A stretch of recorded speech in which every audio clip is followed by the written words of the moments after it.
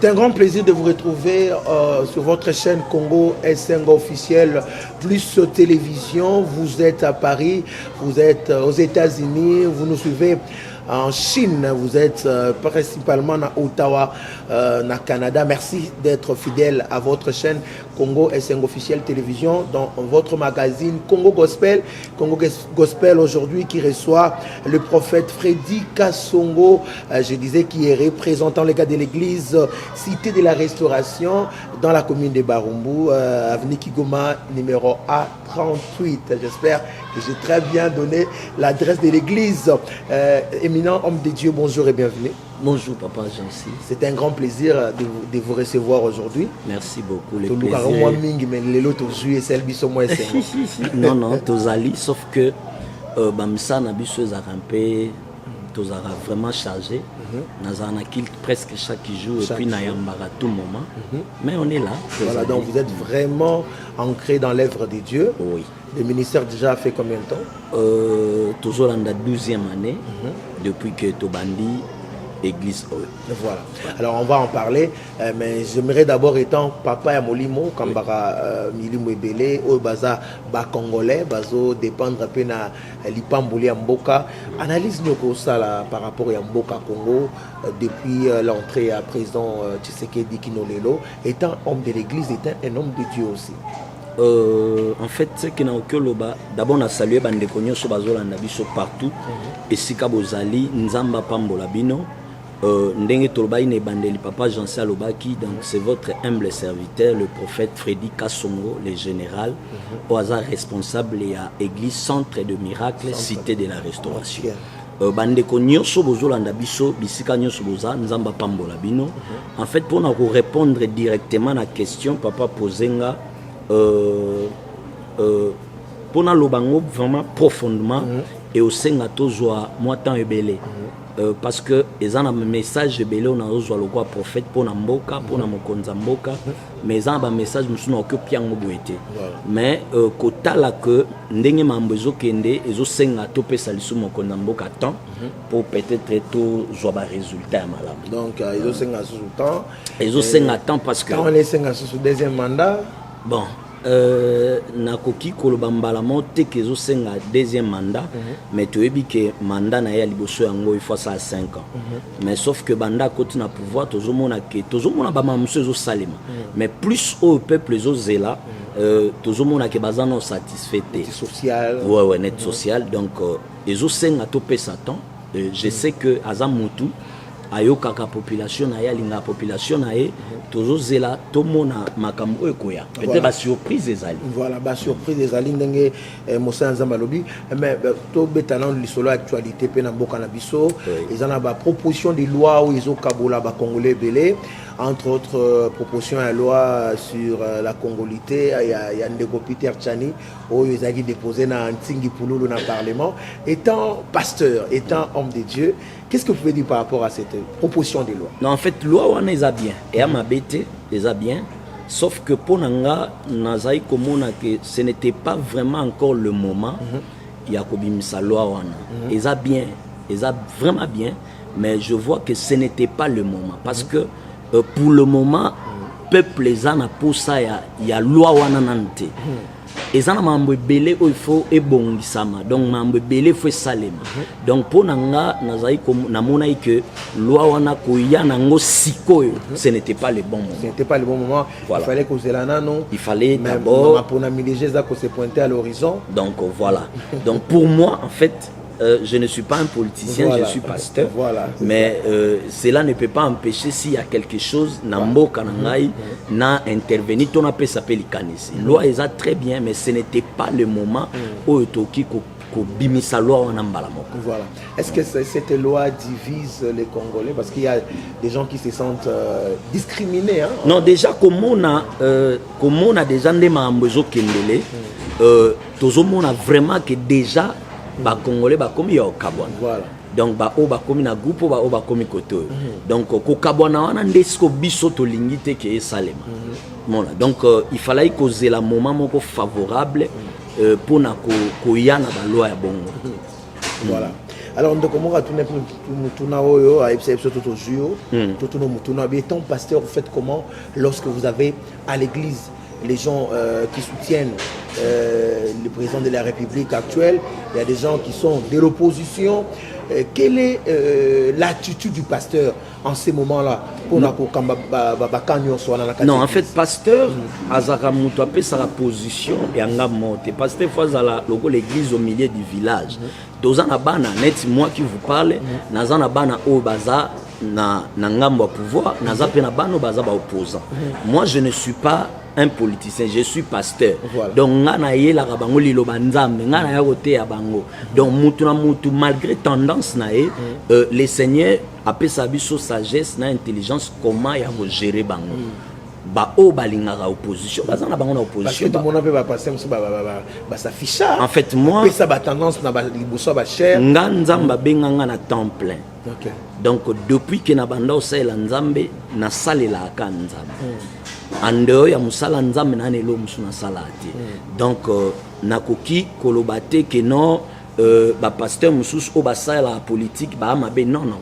Wana peut-être za vision na bango mais moi nzamba pesanga vision plus ya ote ya sango malamu. Ya osaela. Donc jusque là nzambe na loba na ngate ke na kota na politique to na salelo mo bo songolo non. Mais la politique aussi, étant pasteur, c'est pas aussi mauvais pour ceux qui le font. Non, en fait, politique, ils ont ma bête, mais local à Moussali Nzambe, il faut vraiment Oyo Kanzambe malam. Oyo Kanzambe malam. Parce que tout le monde a Joseph, va travailler dans le roi, tout le monde a Daniel, va travailler dans le roi. Donc, politique, ils ont ma bête, mais il faut aussi la moussona n'enga malam. Pour ça, on a malam. Alors, nous allons aussi parler de l'autre loi, l'autre proposition de loi. Il y a l'honorable Mbao qui a déjà déposé cette loi dans l'Assemblée nationale. Peut-être qu'avec la rentrée parlementaire, on va débattre de la loi sur la dot. La dot est limitée à $500. Alors, étant papa Payabana, Lobby, Bakobala, étant pasteur, comment avez-vous... Non, en fait, Nalanda qui honorable... Oyo ayaki na oyo ayena loi wana nalandaki a intervenaki quelque part en fait façon azai ko expliquer par rapport à loi wana na sepela ki na moi quelques maloba lobaki abimisi loi wana pona ko aider surtout bana nzambe parce que ye moko souligna ki aza chrétien donc eza loi moko a memi yango pona ko aider bana nzambe ba éviter ko vivre na ekobo tu vois donc déjà kolanda esprit na ye eza déjà et a bien voilà. Mais sikoyo comment na sikoyo loi ngo vent et memi donc pona basi en fait bazomona que loi wana ezoya net ko kitsa valeur na bango mais esprit ya mutu aye na loi nde lo na sepelaki pour ça na eza que batu balongwa ko vivre na ekobo tu vois donc soy na okelo ba muke eza na sens wana et donc ça va aider les frères hein il y a robima la hypocrisie $500 frère obano facilement au lieu que na ndora molili kola osungio obano facilement alors même yo pour on dit malobi que au balisi moi no pe ba edo facture yo pour payer $500 en fait kobali sa tote karabana te kobali sa eza côté ka moi cité Mutokyo pesa pe par exemple a pesi $500 ya dot mais makambo o okiko sala pona moi sine soka lingi ekezala au-delà donc nga pona prix wana lobi ya $500 nazomona ngo pena eza nango gravité par rapport ya esprit na endenge ya eli loi wana mais sauf que monde tobo tarabana tobokoli tokolisi tu vois hein? Donc esenga parce que moi si aza mutu ya valeur donc moi c'est senga il faut opesa e valeur voilà. Donc pona nga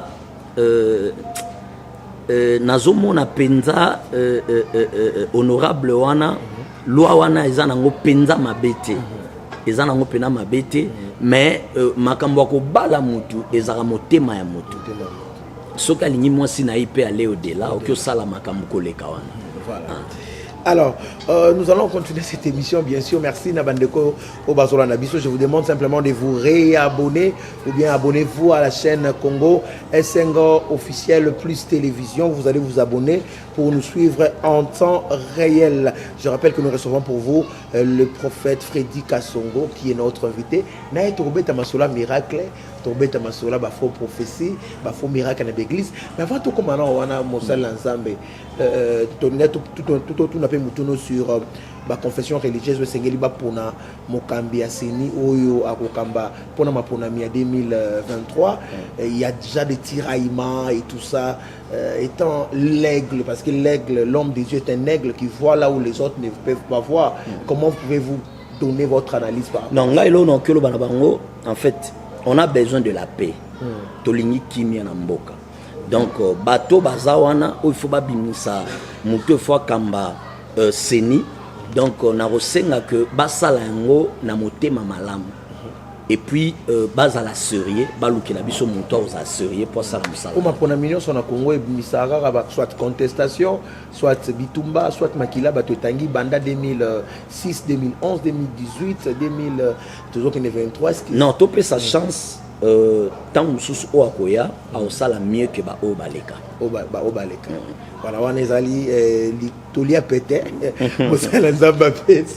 pour ne pas vraiment entrer en détail, mais le faux miracle, le faux prophétie. Vous êtes prophète, l'église prophète Bazo Kamba, je parle en général, je ne dis pas que nous voyons des histoires et des histoires. Tout le monde dit tout le monde m'a dit que zaka bikamo kola la kaka na Biblia to comme la maman qui on a kati m'a comment ça me belé peuple l'ensemble bazoé baté ba kende wapi basimba wapi prophète Freddy. Non, en fait ceux n'ont que répondre directement. On ne peut pas limiter la puissance de Dieu. OK. Nzambe aza nzambe ya makoki nyonso. Aza omniscient, aza omnipotent, aza omniprésent. Le Dieu que nous prions est capable de tout. C'est-à-dire on ne peut pas limiter la puissance de Dieu. Nazara habitude moko na lingate ceux dans l'équipe na média nazara lokola donner des leçons.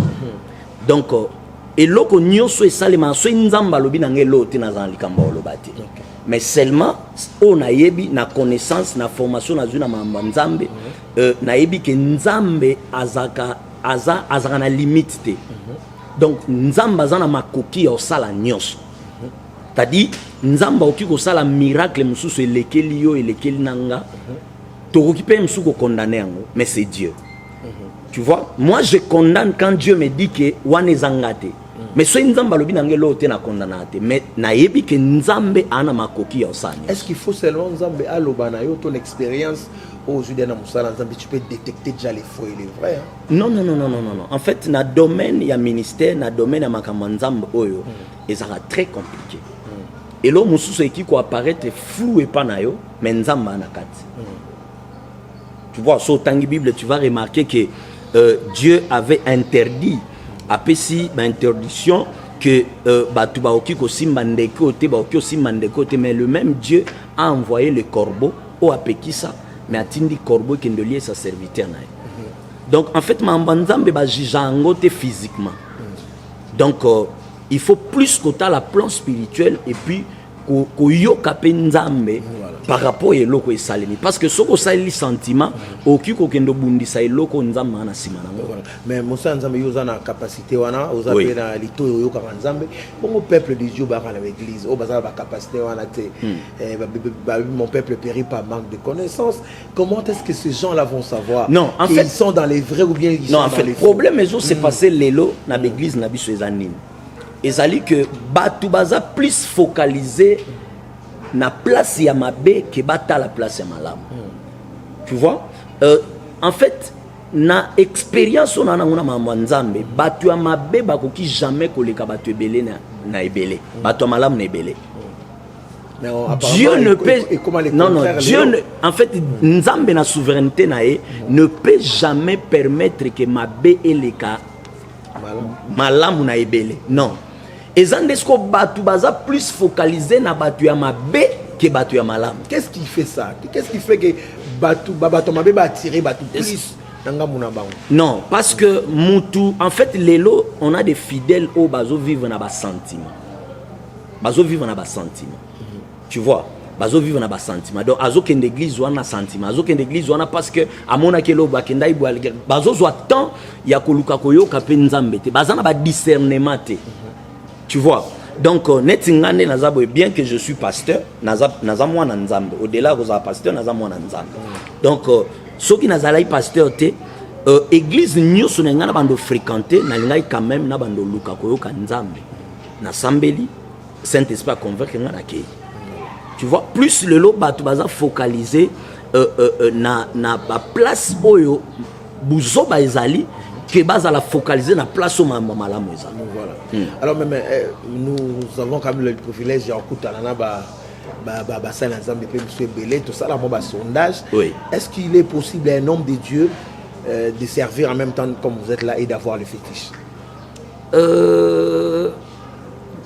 Nayebi pendate nayebi penate so ezana batu oyo ba mélanger nzambe na fétiche mais seulement nayeba elo moko ko simba kisti ezali eza haute trahison na souveraineté en nzambe c'est-à-dire moi na nzambe oyo aleka na conversion aleka na repentance ayamba yesu lokwa mo konpe mo bikisi akoki jamais kokendo simba kisi donc basali ya nzambe oyo ba simba kisi ezali trahison ya makasi na souveraineté ya nzambe neti ngane na zaboye ekoki jamais ko révéler nga kena simba kisi naturellement ça n'engage que moi. Oui.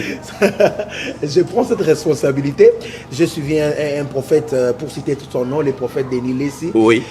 Qui disait à la télé, plutôt dans la chaîne quand il y a 8 soirs, à l'objet, il y a Zotatola, tant qu'on a plein. Plein na parler du peuple là tout ça akina ko simba kisi pona rosala succès ya ko benda batu pemeni na bien que dans sa bouche il parlait de Jésus si on s'affirme na makamazolo il y a à boire et à manger dans ça en fait na landa ipe mission na esprit nanga ezaki vraiment triste même ata soki azali ko tubela ko sala ngona ndenge ya bongote tu vois. Papa Denis Lessi, c'est un prophète qui a un nom dans notre pays. Mais Nazaki n'a pas regret belé tant na landa qui mission. Parce que même Ngamoko, Tokuta n'a pas makambu et belé na sima émission. Donc j'étais quelque part, bazui nangai, na makambu lobaki ba emballé biso na sac moko. Or,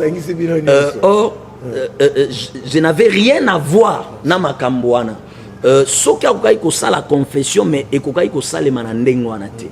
Tu vois? Bon, alobi ki asimba kisi ça n'engage que de salir votre travail. En fait, je me réserve beaucoup. Je me réserve beaucoup parce que naza nauti et pas papa nanga molimo na koli na mama na bandia muke ti lelo na komi responsable église naoki ko utiliser médiaté pour naya peut-être na reprocher et nemoko soit dans un apostle reprocher je peux le faire entre bisombale. Et quand ils les font ils sont en train d'amener plusieurs. Non, en fait, dans le même canot. Papa Jean, si na mambanzambe tozara na éducation, tozara éducation montée. Tu vois, parce que d'abord tozara na ba source montée. Na yebi éducation ni no azwate na mambanzambe, mais ngai na parcours nanga na place na uteli, na place na bimeli, na papa molimo oyo na uteli, na zana éducation o na zwa na makambanzambe. Donc je ne peux pas passer ici à la télé pour naya ko reprocher mututo naya ko lobela mutumo bo mabe na likamwa bo alobaki. Donc makambo alobaki mili mwanzambe eza sacré pa na nzambe. Eza sacré. Yango mo na lobi ne bandeli ke esprit nanga eza triste. Tant na yoki na landi émission na mambo zoloba na okai passe makasi na motema mais toki ko sala nyoso toki ko sala nzambe azali kolo na biso. C'est-à-dire ayebaka comment akoki kopini to oki ko reprocher mutu na mutu. Oyo prophète Denis Lessi alobi ça n'engage que lui. Mais netinga Dans mon ministère, Dieu a résisté au moins 9 morts. Il y a des images, na simanayo, et zanaba signe et belé à makambo nzamba salaka. Donc, d'abord, natikala jamais ko croire que na musala nzambo na osala ki seko ki ko salelo moko. Tu vois? Donc, na yebi nzambe comment il fonctionne avec moi, et puis na yebi comment c'est Dieu est capable il y a que ça la makambo et qui au moment que nous parlons, il y a de ceux qui nous suivent, peut-être qui sont en Europe ou bien à Kinshasa, qui se retrouvent dans des circonstances.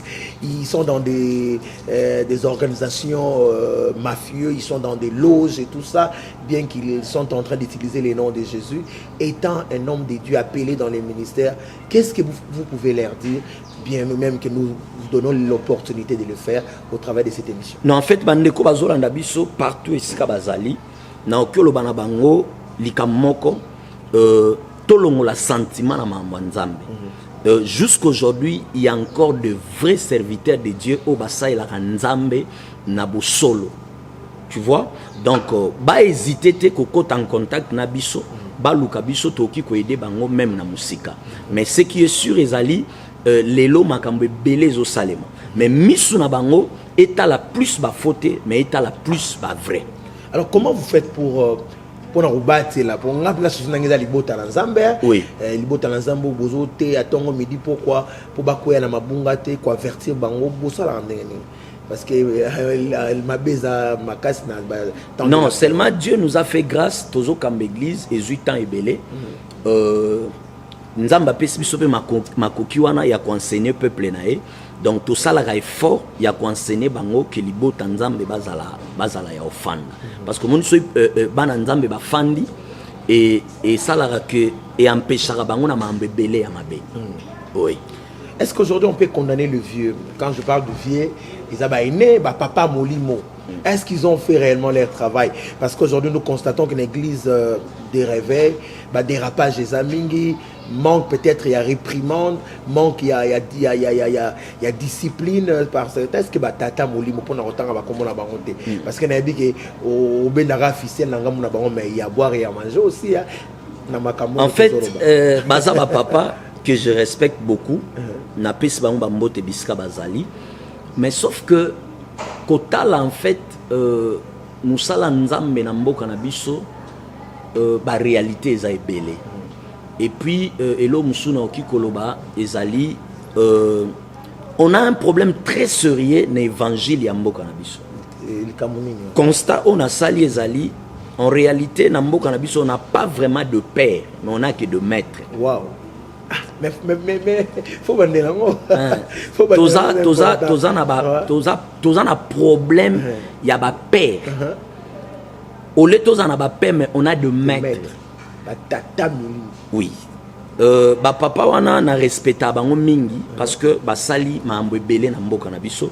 Mais sauf que ba kutani pe na ba mambo ebele.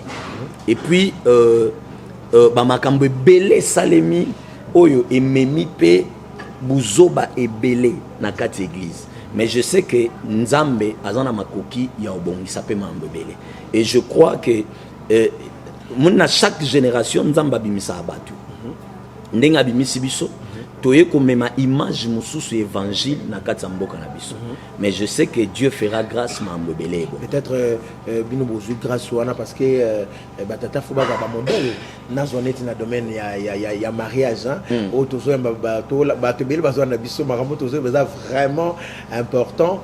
Nous avons vu plusieurs de nos pères être divorcés et ba esima est-ce qu'ils peuvent suivre modèle wana to baro demeurer fidèle na mama la bango makambo c'est bien no. Non exact exemple à malamu te to Yolanda net nga je suis marié ça fait presque 10 ans que naza na maman naza na bana donc eza eloko na oki jamais ko souhaiter yango ke komelanga dans le ministère ko divorcer je ne peux pas le faire et puis nzambe akoki jamais ko permettre que eloko bongo komelanga Moussa boya moi aussi pour moi c'est Azagin Dokia moi c'est Azagin Dokia mais Aza pasteur est-ce que tu as raison réellement ya boya la moi mais Aza pasteur a délivré. Aza pasteur il faut délivrer ceux qui ont délivré bato mususu bosi ko moi sina moko tu as raison il y a autant il y a balaki tant il y a balaki madame atuna nzambe te asambela ite nzamba la kisaki te na moi moko akenda bala moi si pour papa nazaki et papa moi c'est na mbongo ebele ba pesi moi si ba pesi ba cadeau ba pesi mitu ba pesi mapao aye na moi si ndako balali bwe na butu alamuki amoni moi si ngando elongi ngando akangi misu alamuki amoni lopela mbisi akangi misu ebi na tango moi si na biloko na nyonso azonga ba mais tango balaki aluka ya ebate. Comment tu t'engages dans une relation sans que tu aies la volonté en Nzambe, sans que tu aies l'état d'âme et toi nous s'engager. Tu vois? Parce que tu es un homme spirituel.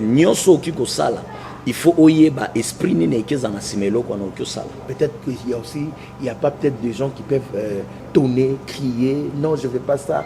Et là, peut-être qu'il y a mais il y a des pasteurs aujourd'hui qui sont superman.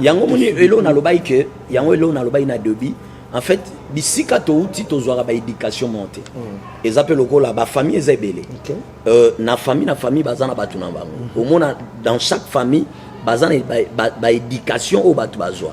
Donc nga na ndenge na bimeli pa papa na molimo. Donc na zoa éducation o na zo mona te pa batu. Yango na komisela ngonza. Donc batu nyoso bazara pembe na nga batu nyoso na kambaka baeba quand même que pasteur na biso est différent ya ba pasteur. Alors quel est le message qu'il faut pour ces temps de la fin, parce qu'on doit quand même parler de ça. Ndeko a tourné une question, Aza vraiment on a besoin yeba comment faire ou bien comment détecter le vrai et les faux prophéties. Vous êtes prophète, Dieu parle au loba kiangwawa au sala loko te so nzamba lobinote. Mais comment on peut détecter que ça c'est un message? Bible lobi okoki kolobate soki okolobate so nzamba lobite. Déjà muto azomi benga prophète. Si réellement il est prophète, aza penza serviteur de Dieu, ne peut pas akoki kolobalikam o nzamba lobite. Tu vois? Dans l'église je suis prophète, mais na salara un mois. Na pesi mutu prophétie, j'enseigne. Au-delà de la prophète, je suis un enseignant. Soki nzamba lobi na ngalikam na lobaka. Mais so nzamba lobi na ngalikam na lobate. Tu vois? Donc bandeko o bazolanda biso bisika nyoso bazali nazo insister que hésiter ya okota en contact na biso o luka biso o benga biso toki ko aider même na musika ozana problème ya santé ozana problème ya bana ozana problème ya maladie moko songolo ozana likamo ozo déranger so okota en contact na biso toko aider na ba prière et oromona loboko nzambe. Mais ce que je veux dire ezali que misuna bino ezala plus focalisé na ba vrai que ba faux. Voilà. Et là on a insisté tant autres traverser calamine te yeso azozonga. Ba te belé faut ba se repentir, ba tika via mabe, ba lukanzamba solo et puis ba bomisa etambolina. Alors ndeko Yannick Bongondo atuni mutuna na Yannick Bongondo mon directeur. Alobi okoye babango ndenge nini likamba koye bande. Non, en fait ba yeba nzete na ba fruit nango. Voilà. Il y a des signes, en fait, malgré qu'aujourd'hui c'est un peu difficile, il y a koyeba, ce qui nous a révélé, ce qui Saint-Esprit révélé, c'est un peu difficile à détecter que au vrai ou au faux. Mais seulement, ils ont des signes où tu peux directement comprendre que celui-ci n'est pas un bon serviteur de Dieu. Oyeba est d'abord na cupidité, oyeba est na orgueil, tu vois. D'abord, il y a des signes phares au kokiko yeba que oyo aza nzambete. Parce que o aza nzambe qui jamais kuta cupidité katinae, o kuta jamais orgueil katinae. Tu vois? Parce qu'il a été brisé aza image à Christ. Voilà. Alors lendo et suya muneno bambi na nzela yo wana na nzela prophète mande futiki na nzete. Non, mande faisant un problème te na ibite wana. Non, mande faisant te. Tu sais, on est des hommes spirituels. Netinga, batananga mingi elekelanga na concentration. Je suis prophète na kambara ba batu, na kambara ba famille. Donc il faut ernio sona za la concentrer. Na concentration na ezara des fois difficile na kende salon, na kende na katsasuki parce que tant nanga nyoso elekela nga mingi l'église. Tu vois, dans la concentration, dans la prière. Donc, kozana mandefu to kotambo na musho ezana ngo problème te, mais ba fruit nini o muto ana zo dégager. Voilà. Tu vois? Alors, donc un phénomène montagne parce que toi qui malem to moni maramwane et même si peut pas te belé derrière ma kanga qui en fait morona une sœur kuna donc et ba comment na bango na couple kuna moi c'est tombal mais na cité ba ebike bakendaki mangengenge baké prière baké internat baké prière. Est-ce qu'aujourd'hui il faut seulement aller chercher Dieu non, il dans faut... les montagnes? Oui oui, et ça important. Nzambaza partout. Mais dans la prière, il y a un sacrifice musuto salaka et ça important. Donc kokende kosambela na ngomba ezamabete. Même nga na kenda dael lobby na zaina montagne pour nous préparer qu'il te alelo. Donc comme ta montagne na batu eza problème te. Mais bokende li nini. Tu vois? Donc eza problème te ba obakenda na ndenge ya solo bakenda luka nzambe eza problème te. Il faut bakende ba continuer ko sala. Alors, mais vous collaborez aussi avec d'autres hommes de Dieu. Ouais. Oui. Naza na mutunyoso très très très bien. Naza na problème na mutute, mais sauf que naza na difficulté à approcher surtout ba o na monaka ke batambola malamte. Mais en soi naza na problème. Mais on peut approcher bango te ya bango ça malam ba bongo la pe mitema. So ba otambola malamu te. Muto bongo lisabatu mitema c'est Dieu. Même nga na makoki bongo lisamtu mitema te. Moi je peux parler, je peux conseiller na oki côté soki ayoki nzamba si motema na gloire à Dieu. Voilà, soki ayoki nzamba simbi motema na gloire à Dieu. Alors vous avez quand même l'opportunité aussi de regarder avec nous de tout monde ba image na ba télévision, ba bazo sanza olobi na biso eza Dieu travaille na diversité, Dieu travaille na lolenge na eto côté mais nzambe te pour musu pas na révélation na ndenge nzamba bengela qui est et votre ministère. Quelle est la particularité que Dieu vous a appelé? En fait, Nzamba benganga na domaine de délivrance. Message phare au Nzamba pesanga c'est sur la repentance. J'enseigne souvent mingi sur la repentance, mais tous en ministère il y a délivrance et il y a miracle. Ministère de délivrance, mais au Lobo déjà 12 ans, c'est ça? 12 ans, ouais. 12 ans de ministère, et adresse l'église, numéro nayo pour faciliter pour contacter l'homme de Dieu Frédéric Kassongo facilement. Oui, église est na Congo, na Kinshasa précisément, na commune ya Barumbu, na Kigoma numéro A38, référence Prince Yaitaga. Prince Yaitaga. Oui. Alors le prophète reçoit le prophète reçoit chaque jour azara dispo à l'église à Yambara chaque jour et puis azara na kilt mercredi, jeudi, vendredi na dimanche. Mercredi, jeudi, vendredi na et dimanche. Les dimanches. Alors vous allez vous adresser à tous ceux qui nous ont suivis. Je sais que Bandeko France balandi biso, bamuso baza ba problème na Canada, mboka mokil mombazo na biso. Qu'est-ce que vous pouvez leur apporter comme message avant que nous puissions terminer cette émission? Nalina lo bana bandeko nyonso bazolanda biso, bisika nyonso bazali. Eza azarte nzamba permettre que eza azarte ndenge nzamba permettre olanda biso na nzela émission. Ozolanda nga ozana problème sérieux ya mwana, ozolanda nga ozana problème sérieux ya santé, ozolanda nga ozana problème na libala, na ozana problème na musala, ozana problème na famille. Et loko na oyebisa bino ezali nazo insister ko hésiter te, on est là très dispo pour na koyamba ba kanyonso oyo ekoki koyela biso. Donc bandeko bazolanda biso eza tangu oyo nzambe alingi to bongola motema to tika mabe parce que calamité Jésus-Christ revient. Mais ozana Barumbu ouais. Avant na na tamboli pe na tuna église ya prophète Freddy. Est-ce que iba marambalo ba pono libana? En fait, on est serviteur de Dieu. On ne peut pas empêcher que batubalo basurio au que zalotambola malamu to tambola mabe. Cela ne peut pas empêcher que batubalo bamabe baloba ponayo. En fait, na debi. C'est un prophète wana mutaba solo. En fait, na debi ezaiko sala passe makasi. Et comme il a plusieurs fois, au kabana ba yoibso ba bi papa bazolo bakuna ki oza mutaba kisi oleli msuma musebimio.